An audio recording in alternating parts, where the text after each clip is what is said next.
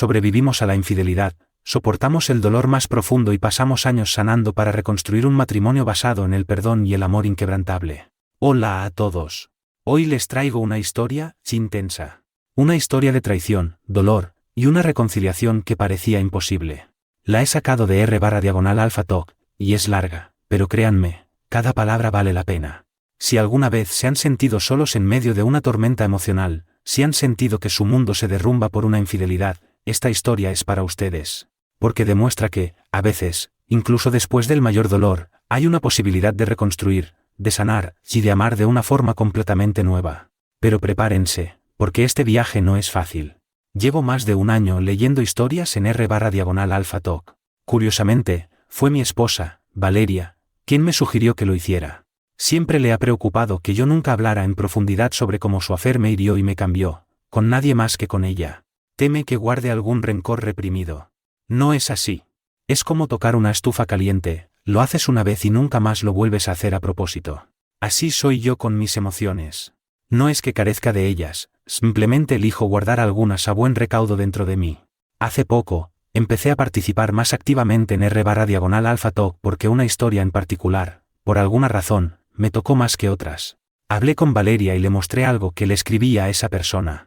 Le pregunté si le parecía bien que publicara nuestra historia. No solo estuvo de acuerdo, sino que me animó a incluir más detalles de los que tenía pensado.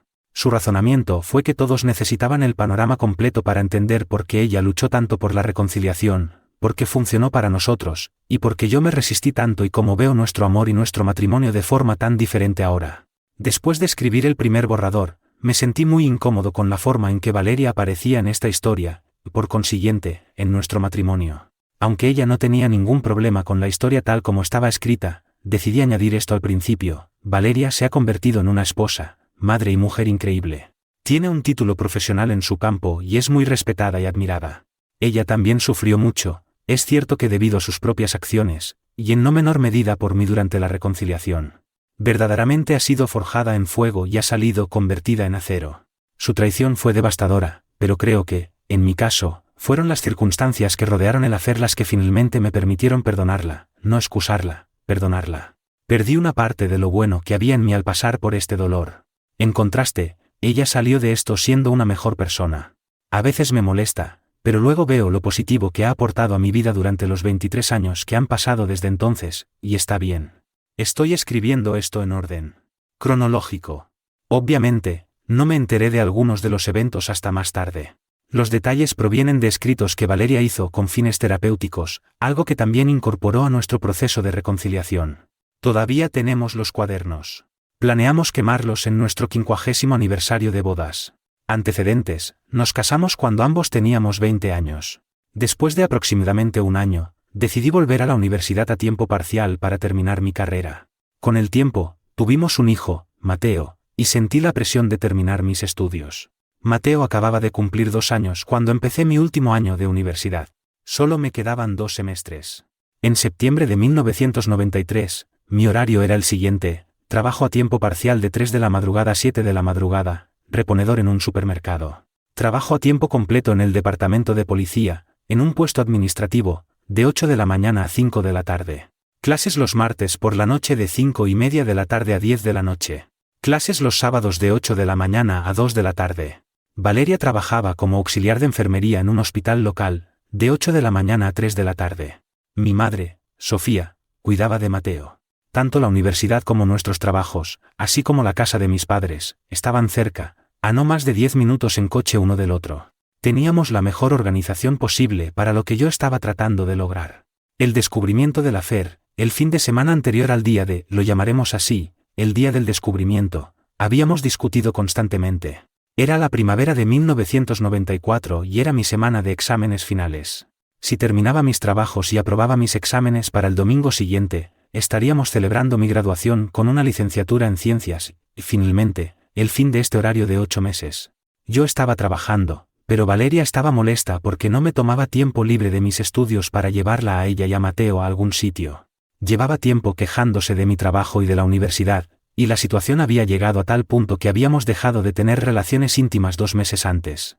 Esa noche de lunes en particular, Yo estaba revisando un trabajo de investigación que había terminado el sábado y que debía entregar el martes por la noche. Ella no paraba de buscar pelea. Finalmente, le dije que se callara y que dejara de comportarse como una niña.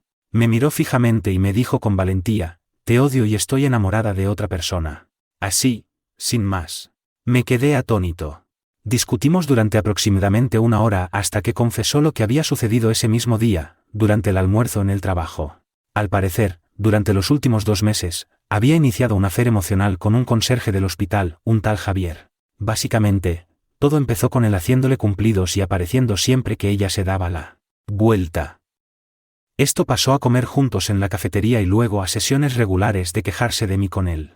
Trasladaron las sesiones al coche unas 2 semanas antes. Más tarde admitió haberlo besado 2 veces durante ese tiempo, pero ese día se había convertido en una sesión completa de besos y caricias, culminando en que ella le dio una paja para que terminara mientras él la manoseaba, y luego proclamaron su amor mutuo. Al escuchar esto, básicamente me desconecté del mundo consciente. Me disocié de toda realidad. Creo que más adelante entraré en más detalles sobre mi proceso de pensamiento de esa noche. Mientras tanto, esto es lo que Valeria escribió sobre ese momento. Fue extraño. Cuando le dije lo que habíamos hecho, estaba totalmente preparada para algún tipo de arrebato. Simplemente me miró con el dolor más horrible que puedas imaginar. Luego se convirtió en algo que no puedo describir. Estaba en blanco. Se dio la vuelta, caminó hacia el dormitorio y cerró la puerta en silencio. Recuerdo que me enfadé. El muy cabrón ni siquiera luchaba por mí. Supe en ese momento que había tomado la decisión correcta y que todo iba a salir bien. Lo había hecho. Me estaba liberando del hombre que me había estado ignorando todos estos meses. Volví a la sala de estar con una maleta, pasé junto a ella y salí por la puerta principal. Recuerdo que me preguntaba repetidamente a dónde creía que iba. Corriendo a casa de mami, fue una de las cosas que recuerdo. Coloqué la maleta en la entrada, volví a entrar, agarré su bolso, se lo tendí y le dije que se fuera. Esto la sorprendió. Se negó. La levanté suavemente sobre mi hombro, salí y la senté en el capó del coche. Su sorpresa ante esto me dio tiempo para volver a entrar en la casa y cerrar la puerta con llave. Intentó entrar, pero yo sostuve el cerrojo y finalmente se fue a casa de sus padres. Les dijo que nos estábamos separando, pero no les dijo por qué. Fue una noche larga. Llamé a ambos trabajos para informarles que tenía una emergencia familiar y que no iría al día siguiente. En algún momento, me quedé dormido. Martes, día de ayuno, me desperté a las 7 de la mañana e inmediatamente empecé a ocupar mi tiempo planificando cómo minimizar el contacto con mi pronto exesposa. Llamé a mi madre para pedirle que cuidara de Mateo. Estaba preocupada porque normalmente ya estaba allí a esas horas. Después de eso, hice una lista de cosas que tenía que hacer ese día y empecé a trabajar en la lista. Primero, dejé a Mateo y le expliqué a mi madre que necesitaría sentarme y hablar con ella largo y tendido más tarde ese día. Luego fui al despacho de un abogado amigo de la familia. Había ido a la universidad con mi padre y lo conocía de toda la vida. Le expliqué que quería solicitar el divorcio lo antes posible.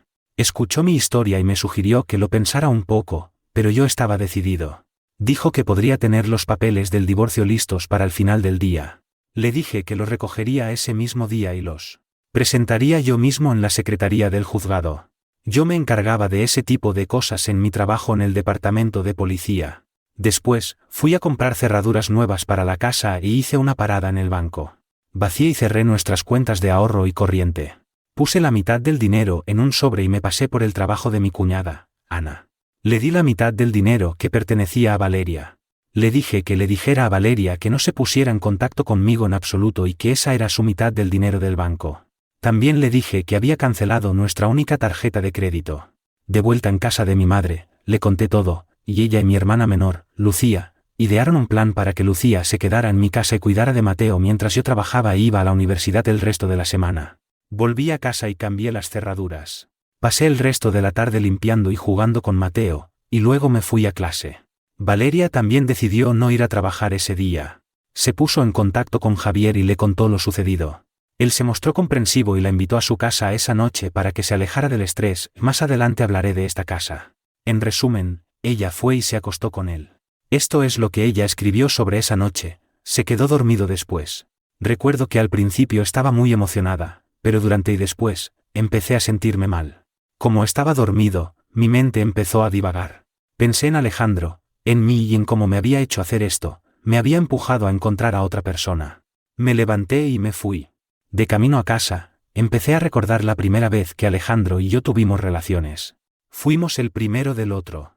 Me derrumbé y pensé en lo asqueada que estaba de mí misma. Entonces me volví a enfadar con Alejandro. Era un ciclo realmente enfermizo. No quería asumir la responsabilidad de lo horrible que había sido lo que había hecho. Me convencí a mí misma de que era culpa suya. Miércoles, día de +2, ese día empezó con normalidad. Fui a trabajar, volví a casa, me duché y desayuné con Mateo y Lucía. Valeria llamó y quiso hacer arreglos para ver a nuestro hijo. Fue arrogante y rencorosa por teléfono. Le dije que me reuniría con ella el domingo a la 1 de la tarde y que podría pasar un rato con él en un parque local. No le gustó la idea. Lo quería para el fin de semana. Le dije que no. Sabía que él se quedaba en casa, solucionaba el problema de la niñera por el momento. Sus padres trabajaban, así que no insistió. Colgó el teléfono de golpe. Fui a trabajar al departamento de policía. A la primera oportunidad que tuve, fui a la secretaría del juzgado y presenté la demanda de divorcio. Más tarde, ese mismo día, una chica que conocía de allí me avisó de que estaban listos para ir a la oficina del sheriff para ser entregados. Llamé a un agente que conocía, le conté la historia y le pedí que se los entregara a ella en el trabajo. Dijo que lo haría al día siguiente. Mi pronto exesposa también volvió al trabajo. Javier pasó por su puesto y estuvo charlando con ella durante todo el día. Ese día no pudieron comer juntos ni reunirse por la noche. Afirmó que tenía que ir a algo con uno de sus hijos. Le había dicho a Valeria, al principio del affair, que estaba divorciado y que tenía 3 hijos. Valeria fue a casa de sus padres después del trabajo. Más tarde, esa noche, me llamó 3 veces y cada vez que descubrí que era ella, le colgué. El identificador de llamadas no era habitual en mi zona en aquella época. Jueves, día de +3, después de otra larga noche de duelo, mi día empezó como el anterior. Fui a trabajar. Después de llegar a mi segundo trabajo, recibí una llamada del agente que iba a entregar los papeles. Me dijo que llegaría alrededor del mediodía. Le expliqué que estaría bien. Su hora de almuerzo era de 11 de la mañana a 12 del mediodía. Me senté en mi escritorio e intenté trabajar. Estaba ansioso, me levanté y fui al baño al menos 3 veces hasta que finalmente vomité. Me tranquilicé y me repetí que era lo correcto. Afortunadamente, no había tenido noticias de Valeria hasta ese momento. 11 de la mañana, Valeria se encuentra con Javier para almorzar. Se retiran a su coche en el aparcamiento y, con mucha clase, se asean, vuelven a entrar y cogen algo en la cafetería para almorzar. Mediodía, Valeria regresa a la estación de enfermeras de su planta junto con Javier y empieza a hablar con la enfermera jefe a cargo de la planta. 5 minutos después, entra el agente. Le pregunta a la enfermera jefe dónde puede encontrar a Valeria. Valeria responde, «Soy yo». El agente se vuelve hacia ella, y en voz alta, dice, «Señora Valeria, está siendo demandada por divorcio debido a infidelidad». Valeria cae al suelo. Estas son sus palabras describiendo lo que sucedió. Cuando escuché eso, sentí una enorme oleada de vergüenza y culpa. Me di cuenta de que había destruido mi matrimonio, que Alejandro realmente iba a divorciarse de mí. Una parte estúpida de mí realmente creía que no lo haría. Pensé que esto era solo otra discusión que estaba tratando de ganar. Un pensamiento realmente enfermizo. Recuerdo que el agente me levantó físicamente y me puso en la silla. Había gritos. Era yo. La enfermera jefe estaba tratando de calmarme. Javier intentó agarrarme de la mano y le dio un puñetazo. Giró la cabeza y el puñetazo le dio en el cuello. Lo arañé mientras se alejaba. Le dije, le estaba gritando, que había arruinado mi vida. La calmaron. El agente dijo que Javier se fue inmediatamente. Ella pudo volver a su turno, pero otra enfermera tuvo que cubrirla mucho. 2:45 de la tarde, Valeria estaba a punto de terminar su turno cuando la llamaron al despacho de la administradora del hospital. Estaba asustada. Supuso que alguien había denunciado su arrebato. Cuando llegó, la señora cerró la puerta e inmediatamente le dijo que estaba despedida, que no volviera a la propiedad y que recibiría su último cheque por correo. Al parecer, la cita en el aparcamiento había sido presenciada por alguien. Habían informado de ello. En algún momento, la enfermera jefe había sido llamada y había contado la historia de los papeles del divorcio. Javier fue llamado, interrogado, despedido y escoltado fuera de la propiedad, solo 1 hora antes de que Valeria fuera despedida. Todo el mundo en el hospital lo sabía todo. Dice que simplemente fue al coche y condujo hasta casa de sus padres. En ese momento, ellos todavía no sabían lo que estaba pasando, solo que ella y yo estábamos separados y que parecía grave. 5:30 de la tarde, estaba cenando con Mateo en casa. Lucía había salido con amigos y nosotros simplemente estábamos pasando tiempo juntos. El agente me había contado los acontecimientos de ese día y me había producido bastante satisfacción saber la reacción. Que Javier estuviera allí fue pura suerte. Me sorprendió que no la hubieran arrestado por agredirlo, pero bueno, no se puede tener todo. Entonces llamaron a la puerta. De pie frente a mí había una señora de aproximadamente 1,50 m de altura y enormemente embarazada, apenas capaz de mantenerse erguida. Preguntó por Valeria. Le expliqué que ya no vivía allí y que no volvería. Me preguntó si yo era su marido.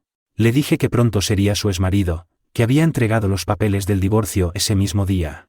Dijo que era Daniela, la esposa de Javier, y que estaba embarazada de su cuarto hijo. La dejé entrar para que se sentara. Me explicó lo que había sucedido ese día, que su marido y Valeria habían sido despedidos y las circunstancias que lo rodeaban. Sentí ganas de vomitar. ¿Quién demonios era esta psicópata con la que me había casado? También me explicó lo de la casa donde Valeria se había reunido con él. Fue en ese momento cuando lo habría asesinado a sangre fría allí mismo si hubiera podido encontrarlo. No por Valeria, sino por la humanidad en general. ¿Este tipo era una? Más sobre la casa más adelante. Me preguntó dónde estaba Valeria y le expliqué que estaba con sus padres. Le di las indicaciones después de que me asegurara que solo quería hablar con ella y hacerle saber la verdad. Mateo seguía en su silla en la mesa y se le podía ver desde donde estábamos sentados en la sala de estar. Comentó lo maravilloso padre que era yo al encargarme del cuidado de mi hijo solo. Luego se levantó y se fue. 6:30 de la tarde, mi suegro, Ricardo, abrió la puerta y Daniela pidió hablar con Valeria. Pensando que era una amiga de Valeria, fue a buscarla. Valeria salió al porche para hablar con ella. Daniela le dijo quién era y que solo quería que supiera la verdad sobre en qué se había metido con Javier. Daniela y Javier seguían casados y vivían juntos. Ella estaba embarazada de 8 meses de su cuarto hijo. Valeria estaba alterada y llorando en ese momento, y se disculpaba una y otra vez, pero la cosa empeoró. Verán, Javier y otro tipo del hospital, junto con uno de sus amigos, estaban jugando a un juego. El objetivo era ver cuántas mujeres casadas podían conquistar en un lapso de 90 días. Hasta Valeria, el tercer tipo iba ganando con 3. Valeria era la tercera de Javier. Y la noche que tuvo esa cosa con uno de sus hijos, se acostó con una cuarta mujer. Daniela dijo que esa señora llevaba casada 25 años y que Daniela iba a informar a su marido a continuación. Era su vecina. La casa era un lugar que alquilaban para llevar a las mujeres. Daniela se enteró de esto 2 horas después de que lo despidieran. Llegó a casa drogado y llorando, y lo confesó todo en un intento de arreglar las cosas. Daniela se fue con los niños y le dijo a Valeria que lo iba a dejar. Entonces, Daniela se cuadró y abofeteó a Valeria con fuerza en la cara, y la llamó vaca estúpida. Valeria quedó atónita. Daniela le dijo que debería avergonzarse de tirar su familia por la borda. Le contó cómo había estado en nuestra casa hacía 1 hora y había visto al hombre amoroso alimentando a su hijo solo, porque su esposa era una estúpida egoísta. Valeria perdió el control, llorando, y Daniela se alejó, subió al coche y se fue. Mis suegros fueron a ver qué le pasaba después de oír el coche alejarse. Estaba básicamente catatónica. La metieron dentro y estaban discutiendo si llevarla a urgencias cuando empezó a hablar sin parar. Mi suegro pensó que estaba drogada o algo así. Empezó a hablar de lo terrible que era y de cómo tenía que arreglarlo. La calmaron finalmente y obtuvieron toda la historia. Mi suegro estaba realmente dolido. Era y es un buen hombre. Más tarde dijo que Valeria podía ver la vergüenza y la decepción en su rostro. Mi suegra, bueno, ella me culpó a mí, como siempre. No le tengo mucho cariño. Consecuencias inmediatas, mi suegro me llamó al día siguiente y se disculpó. Fue la única vez que sospeché que mi suegro tenía lágrimas en los ojos. Me contó lo sucedido y dijo que Valeria había estado en su habitación todo el día y la noche. Le conté la cita que Valeria tenía para reunirse conmigo el domingo a la 1 en el parque.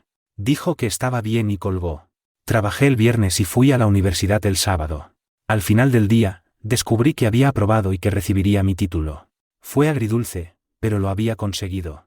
Mis padres lo celebraron esa noche con una comida al aire libre con la familia extendida. Tengo una familia estupenda. Nadie mencionó a Valeria. Al día siguiente, no tuve noticias de Valeria. A la 1, lo consideré una bendición, algo que podría usar en una audiencia de custodia si fuera necesario. A las 3:30, su padre llamó. Dijo que Valeria seguía sin responderles coherentemente y que simplemente caminaba por ahí con su bata con ese cuaderno en las manos y no lo soltaba. No se había bañado en días y solo comía lo justo. Estaba preocupado y cansado. Tenía miedo de dormir por si se hacía daño. Me pidió que fuera a verla. Me negué. No podía sentir nada por ella. Le dije que le buscara ayuda y que le dejaría ver a Mateo cuando pudiera recuperarse.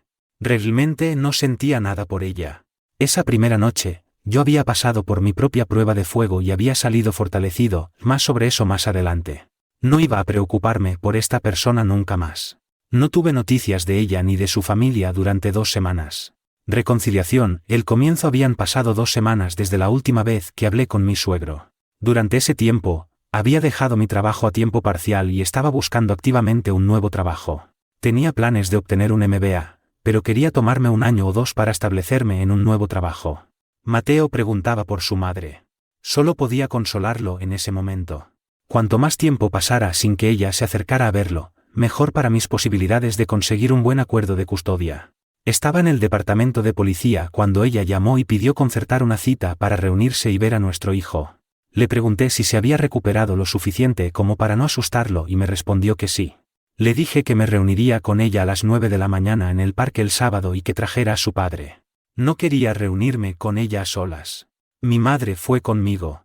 Cuando la vi, supe que había tomado la decisión correcta al limitar su contacto a solo 2 horas. Estaba hecha un desastre. Había perdido mucho peso. No llevaba maquillaje. Olía a jabón, sin perfume, ni desodorante, ni ninguno de esos olores femeninos que siempre asociaba con ella. Más tarde me enteré de que su madre la había bañado y vestido. Valeria todavía no era capaz de funcionar completamente. Las reuniones en el parque duraron unas 3 semanas y las amplié a 4 horas y también los domingos. Mejoraba cada semana, pero yo seguía preocupado por su salud mental y no la dejaba que se quedara con él a pasar la noche ni que lo viera sola. Finalmente, mi suegra se cansó de eso y contrató a un abogado para demandar la custodia. Valeria aún no había firmado los papeles del divorcio. A mí me parecía bien. En 6 meses, podría solicitar el divorcio al tribunal de todos modos, pero la demanda de custodia me enfadó porque ella estaba demandando la custodia total.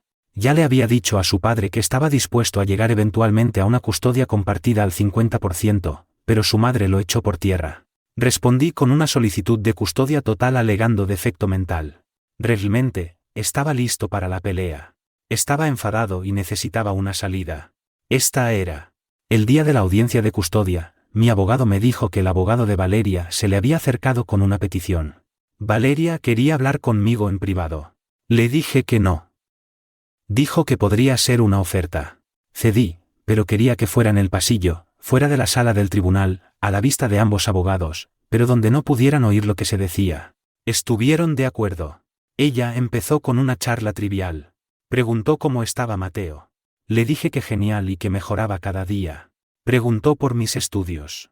Le dije que había aprobado y que la graduación era la semana siguiente. Se alegró de eso.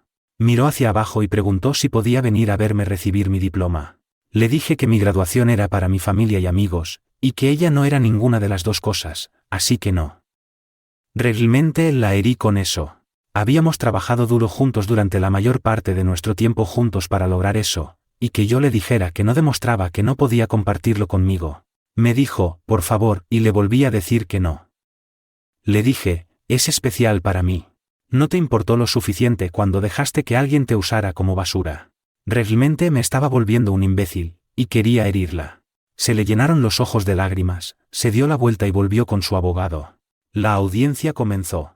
Me levanté y testifiqué. Nada inusual. Mi suegra se levantó y me echó toda la culpa. Dijo que yo estaba viendo a alguien y que eso volvió loca a Valeria. No había pruebas de eso, pero ella nunca se preocupó por la verdad. También afirmó que yo había agredido a Valeria agarrándola y arrojándola sobre el capó del coche la noche que se fue. Luego fue el turno de Valeria. Empezó a responder a las preguntas de su abogado, pero se detuvo después de la tercera. Le preguntó al juez si podía decir algo. Él le dijo que tal vez querría consultar con su abogado primero, pero ella se negó. Él le dijo que adelante. Aquí están las palabras de Valeria de su cuaderno. Recuerdo lo triste que estaba después de que empezara la audiencia. Escuché a Alejandro dar su versión de la historia y cómo había cuidado de Mateo, nuestro hijo, todas estas semanas. Necesitaba arreglar esto. Me senté allí escuchando a mamá y supe que estaba mintiendo para protegerme, pero era solo otra mentira encima de otra mentira.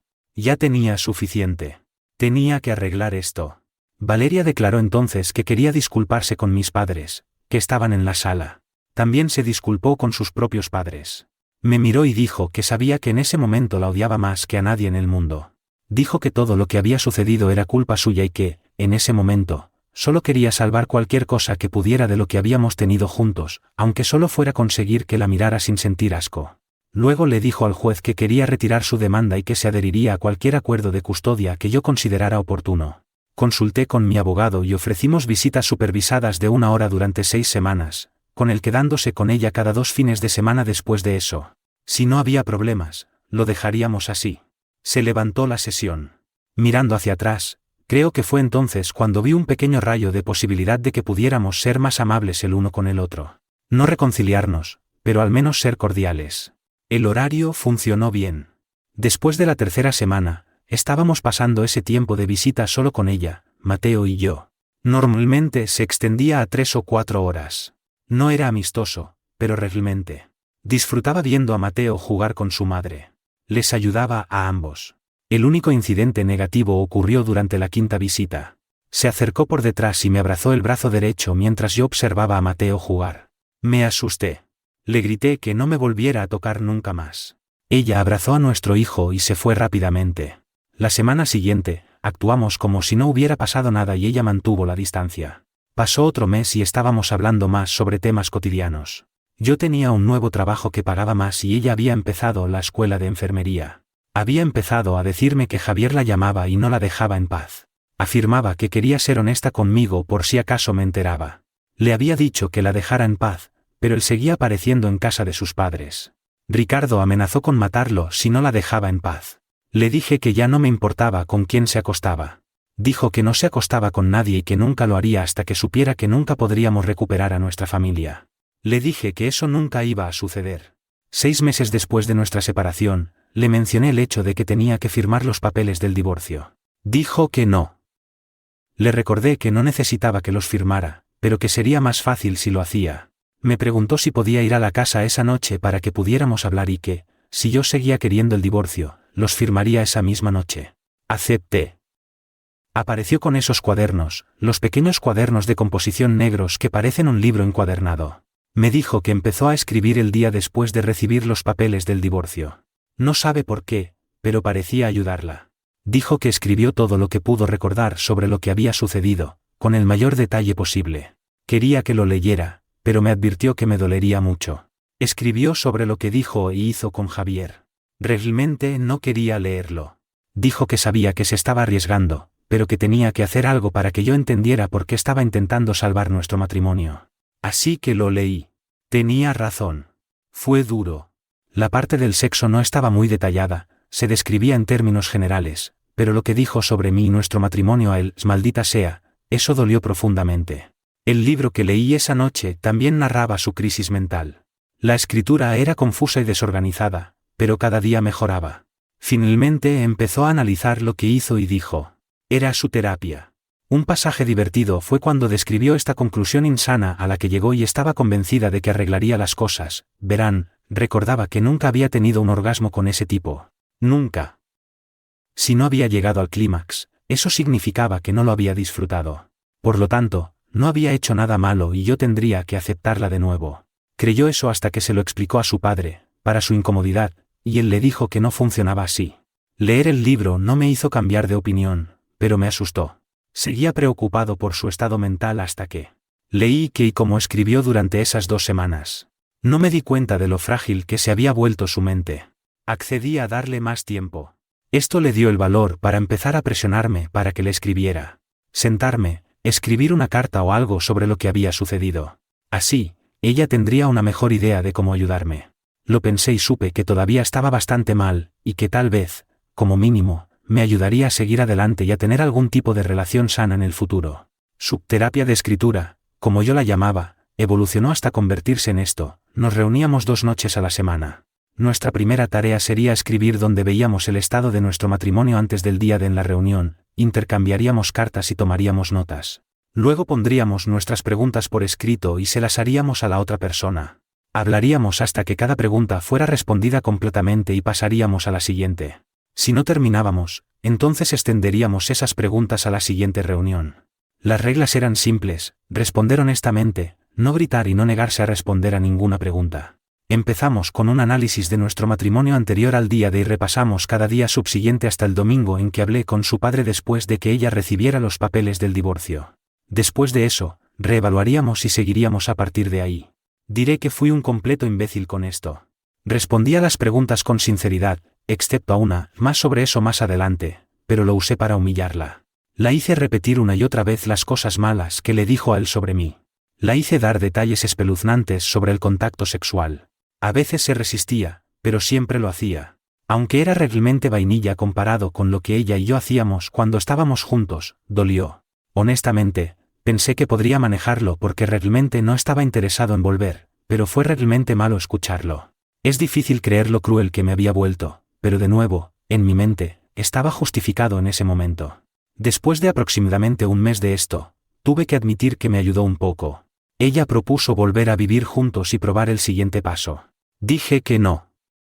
Realmente me rogó y ofreció un buen argumento para ello, pero dije que no.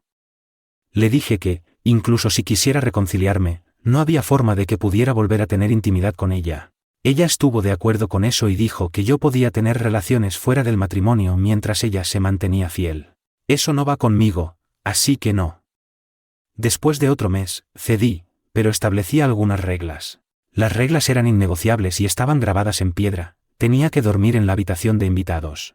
Absolutamente ningún contacto físico.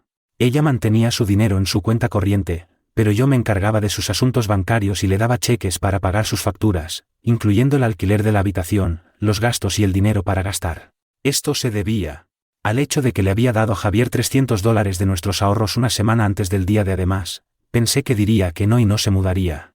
Su madre no podía entrar en mi casa hasta que decidiéramos reconciliarnos.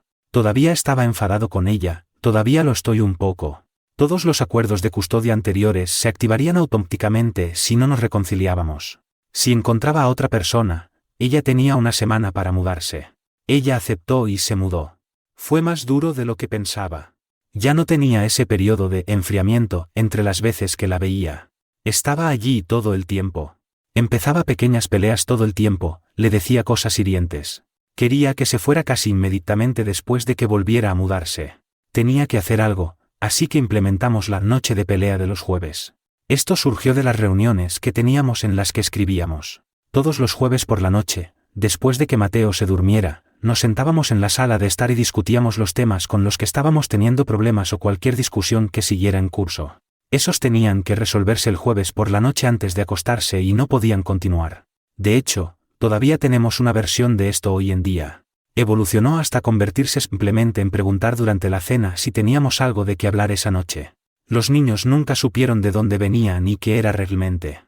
Yo seguía siendo difícil. Le echaba en cara su afer cada vez que podía. Ella lo aceptaba con calma y nunca se involucraba cuando llegaba a ese punto. Diría que fui emocionalmente abusivo con ella, pero ella era fuerte.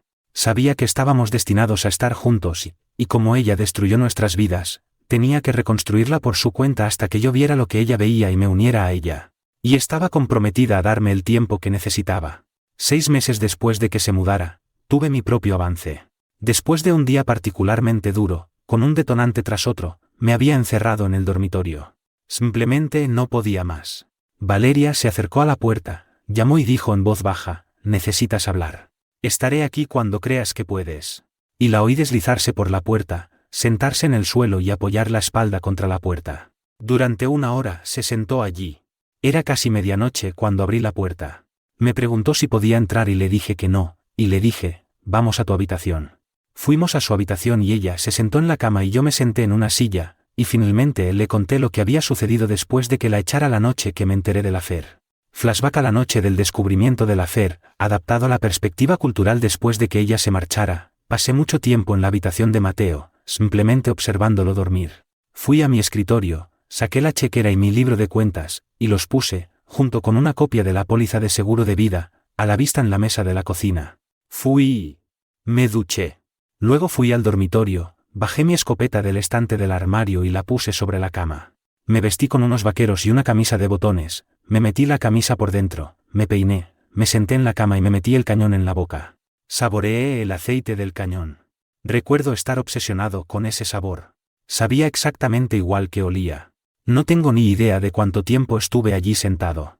Luego me levanté, descargué el arma y la volví a guardar, me quité la ropa y me fui a la cama.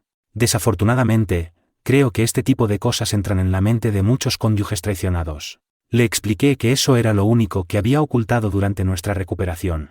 Por primera vez, le permití que me abrazara y me besara en la frente, y no como despedida un hasta luego. Fue el primer contacto emocional que le había permitido tener conmigo. Le dije que la perdonaba esa noche, pero no lo decía en serio. Pasaron varios meses antes de que realmente lo dijera en serio, pero decir las palabras entonces me abrió la puerta. Después de eso, el contacto físico aumentó lentamente, tomarnos de la mano, un beso de despedida, un abrazo, etc. Estos empezaron a ser sucesos más normales en nuestra relación. No estábamos teniendo relaciones sexuales, pero íbamos en esa dirección, y finalmente, casi un año después de que ella se mudara, tuvimos intimidad. Creo que este fue nuestro periodo de unión histérica.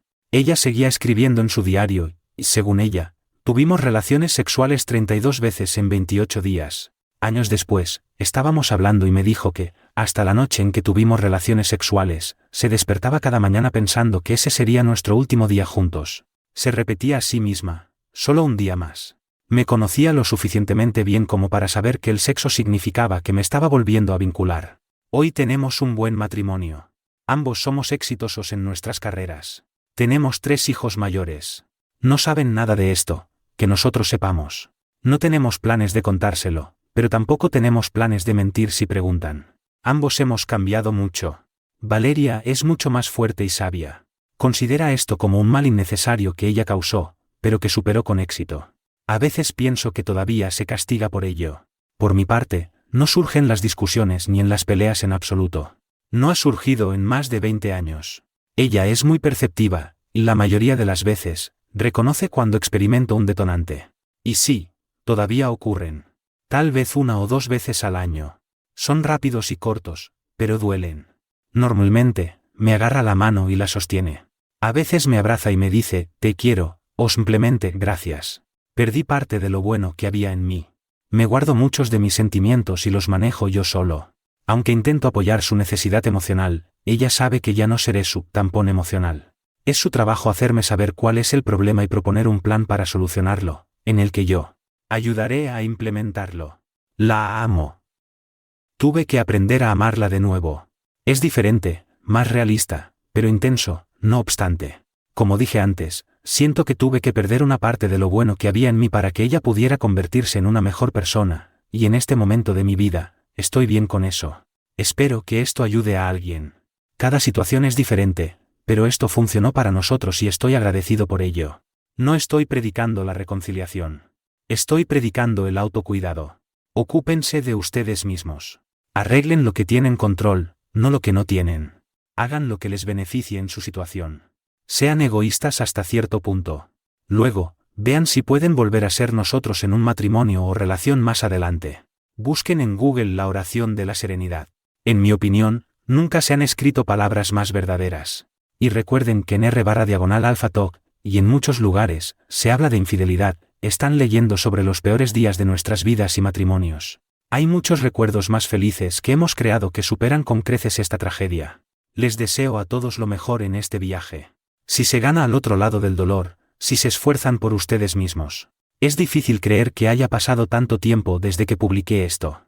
Me alejé de esta cuenta porque recibí mucho trolling en privado por parte de personas que están muy en contra de la reconciliación, y lo entiendo.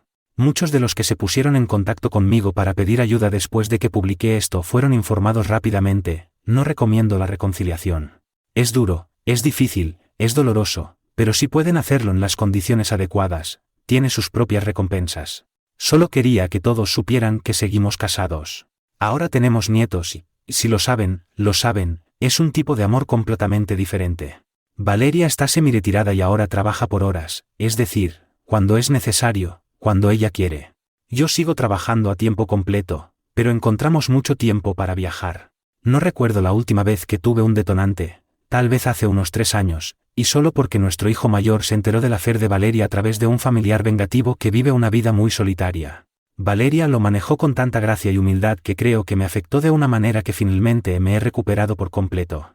Se disculpó por el dolor que me causó y ambos le explicamos que eso era cosa del pasado y que cualquier problema que tuviera con ello, le ayudaríamos, pero le advertimos que, en última instancia, era asunto nuestro y que entraba dentro de las cosas que eran de nuestra incumbencia.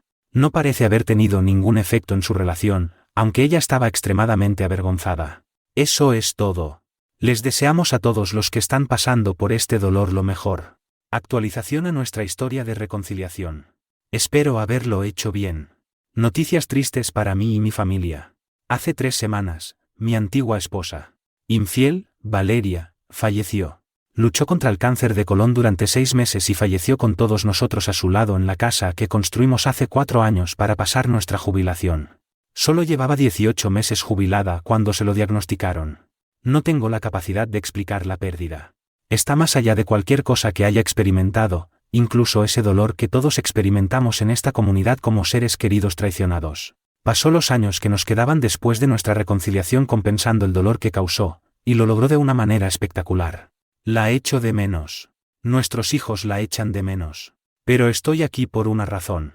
Valeria me escribió una carta en sus últimos días. Le dio instrucciones a nuestro pastor para que me la diera después del funeral, cuando sintiera que era el momento adecuado. Leí esta carta hace 3 días y quiero compartir un pasaje de esa carta con todos ustedes que han leído nuestra historia y han obtenido algún tipo de beneficio de esa publicación. Ilustra nuestra necesidad como traicionados de perdonar, y aquellos que traicionan y están verdaderamente arrepentidos, que ellos también sufren a largo plazo por su traición. Siento mucho dolor físico ahora mismo, como sabes, pero mi fe me hace ver lo que está por venir, y en él, el dolor se desvanece. Algunos dolores tienen una forma de hacer que uno se vuelva hacia adentro, y yo he estado mirando hacia adentro mucho estas últimas semanas. A veces pienso que merezco el dolor por lo que te hice, por lo que nos hice, hace tantos años. Pero entonces me levantas y me colocas en mi silla y me ayudas a comer, me bañas, me tomas de la mano, tocas la guitarra mientras me pierdo en mis recuerdos. Me doy cuenta de que este dolor es un regalo.